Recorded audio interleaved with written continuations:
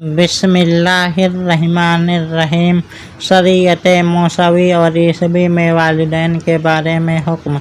ये अम्र आपके लिए शदीद हैरान कुन हो कि तौरेत में जो हज़रत मूसा अलैहिस्सलाम पर नाजिल हुई वालिदैन के हुकूक के मुतालिक यहाँ तक हुक्म दिया गया कि जो वालिदैन को बुरा भला कहे, गाली गलौच करे या ज़बान में ऐसा कलमा कहे जो लानत पर महमूद किया जा सके, उसकी सज़ा कत्ल है।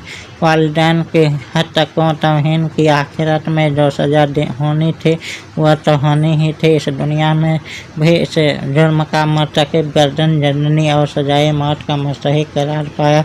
यही हुक्म हज़रत ईसा अलैहिस्सलाम पर नाजिल किया गया जो किताब तौरेत में भी मौजूद था। गोया शरीयत ईसवी के मुताबिक वालिदैन की इहानत और बेअदबी की सज़ा भी मौत थी।